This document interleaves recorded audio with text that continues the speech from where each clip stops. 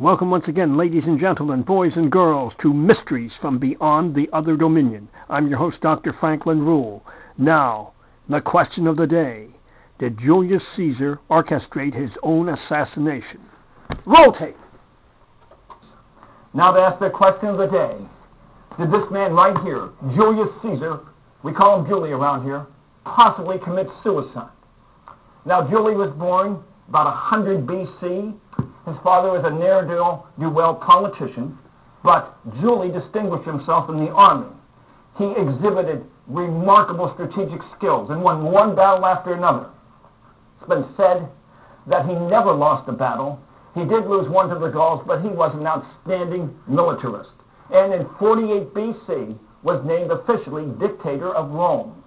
Then, in 44 B.C., the Senate gave him an even higher honor. It named him a living god. But at this ceremony, he failed to stand up, which was expected. And many of the senators were offended.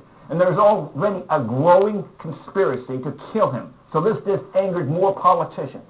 Approximately 23 were involved in the conspiracy to assassinate Julie. Now, Julie later wrote that he did not stand up because he was afraid he would collapse.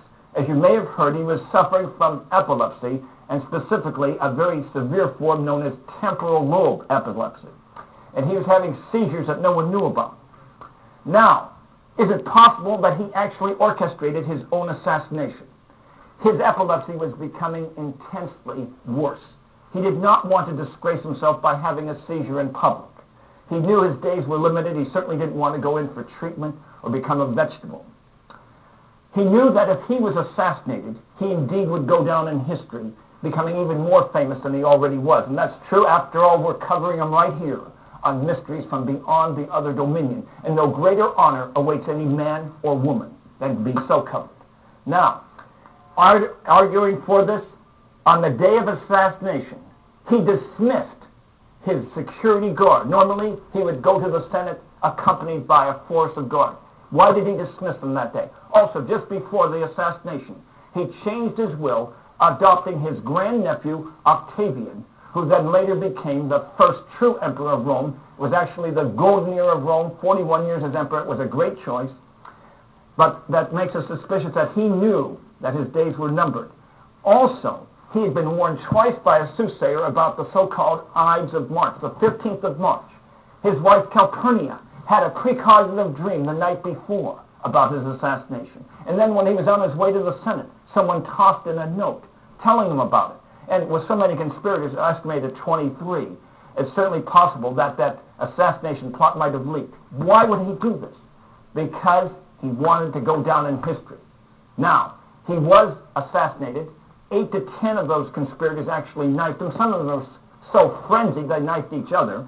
Apparently, only one of those knife strokes was fatal. Among the main conspirators, Cassius, who he'd once pardoned, who hated them for that because he owed his life to him, and Brutus, who may have been his son. Now, arguing on the other hand, this is a very painful way to die. He knew they would have been knifing him. Also, he would have given his enemies a chance to kill him. That's hard to believe someone like this would do that. And he had written plans that he had, such as codifying the Roman laws and reclaiming vast wastelands throughout Italy. He didn't sound like a man who was about to commit suicide. But on the other hand, why did he dismiss the guard? Why didn't he heed those warnings? So it's a very difficult, close call. In fact, it's so close, I'm going to let you make the call. You've heard the evidence. Is it at all possible that Julius Caesar, i.e. Julie, actually orchestrated his own assassination in 44 B.C.? Again, it's your call on this one. Now, until next time, may the power of the cosmos be with you. Yes, yes, yes.